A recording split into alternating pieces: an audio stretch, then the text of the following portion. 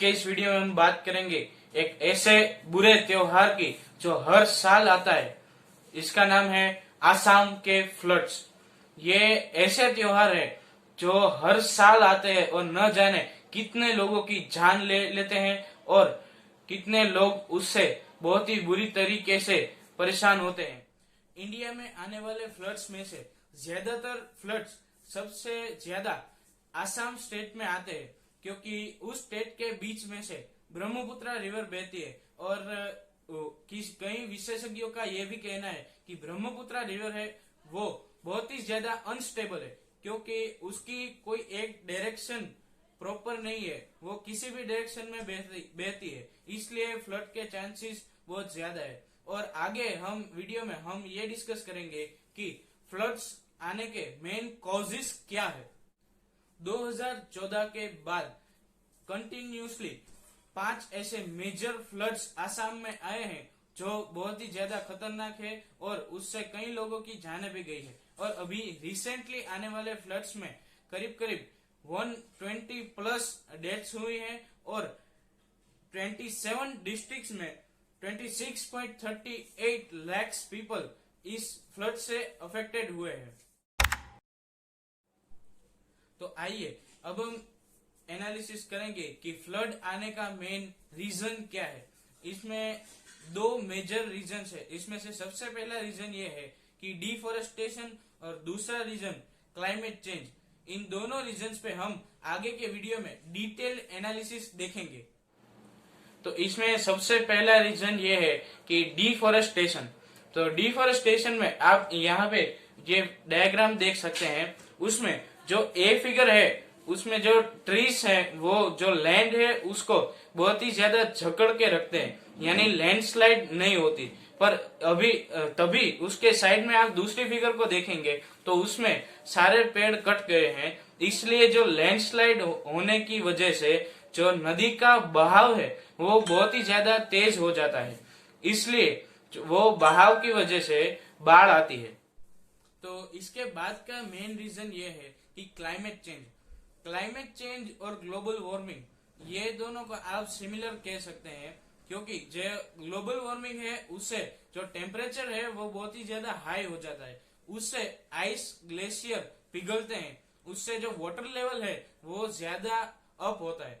तो इसकी वजह से जो रिवर्स है उसमें पानी का ज्यादा फ्लो आना, इसकी वजह से बहुत ही ज्यादा फ्लड्स आते हैं। और आपने 2000 की साल के बाद नोटिस किया होगा कि जो फ्लड्स की फ्रीक्वेंसी है इंडिया में वो बहुत ही ज्यादा बढ़ गई है, क्योंकि उससे पहले ये ग्लोबल वार्मिंग और क्लाइमेट चेंज की इतनी बहुत ही ज्यादा खराब इम्पैक्ट नहीं थी, पर 2000 के साल के बाद ये क्लाइमेट चेंज की बहुत ही ज्यादा खराब इम्पैक्ट हमारे नेचर को हुई है।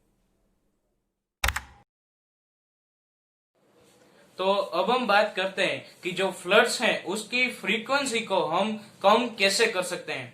तो आप यहाँ पे डायग्राम देख सकते हैं, उसमें ये जो बेंचेस आपको दिख रही है उसको हम इम्बैंकमेंट भी कह सकते हैं। ये इम्बैंकमेंट यानी आसान भाषा में आपको बताऊं तो जो रिवर फ्लो करती है एक दिशा में, उसकी दोनों साइड पे कोई ऐसी वॉल या ऐसा जो क्रॉस होता है इस इमेज में दिखाया हुआ वो जो दीवार बनाई जाती है उससे नदी एक स्ट्रेट दिशा में फ्लो कर सकती है, उसे एम्बैंकमेंट कहते हैं। और आप उसके साइड में भी देख सकते हैं कि फ्लड प्लेन ऐसा लिखा हुआ है। तो ये जो फ्लड प्लेन है ये उसे कहा जाता है कि जब रिवर पूरी तरह से स्प्रेड होके बह रही होती है, जब इम्बैंकमेंट नहीं होते तब ये जो फ्लड प्लेन है वहां पे नदी बह रही होती है, और बाद में जब इम्बैंकमेंट बन जाते हैं तब वो फ्लड प्लेन वो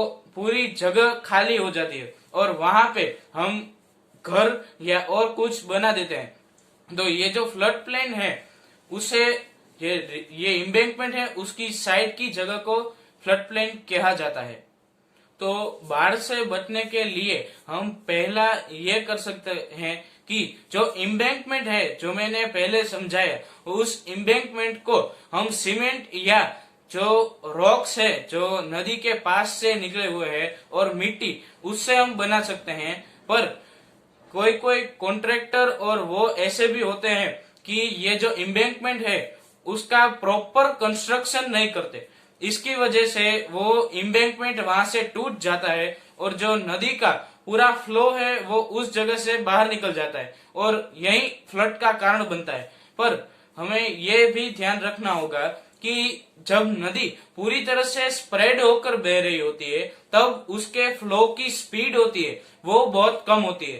पर जब हम एम्बैंकमेंट बना के उस नदी के फ्लो को श्रिंक कर देते हैं तो जब वहां से नदी जाती है तब उसकी स्पीड बहुत ही ज्यादा इंक्रीज हो जाती है और वहां से कहीं से भी एम्बैंकमेंट टूट जाए तो वहां से बहुत ही बड़ी बाढ़ आने की पॉसिबिलिटीज है वो बहुत ही ज्यादा बढ़ जाती है। इसलिए हम ये भी ध्यान रख सकते हैं कि जो एम्बैंकमेंट है उसका कंस्ट्रक्शन प्रॉपर हो और अच्छी तरीके से हो। और हम दूसरी चीज ये कर सकते हैं कि जो फ्लड प्लेन होता है उसमें हम घर या और कुछ कंस्ट्रक्शन करना बहुत ही ज्यादा डिक्रीज करना होगा। ये जो वीडियो में मैंने पहले भी बताया था कि जब नदी पूरी तरह से बह रही होती है तब वहां जो फ्लड आता है वो फ्लड प्लेन है वहां से भी पहले नदी बह रही होती है और जब हम एम्बैंकमेंट बना देते हैं तब वो फ्लड प्लेन में हम सेफ फील करने लगते हैं क्योंकि एम्बैंकमेंट आ जाता है तब हम हमारे मन से ये डर निकल जाता है कि जो नदी फ्लो कर रही है वो हमारे घर तक नहीं आएगी।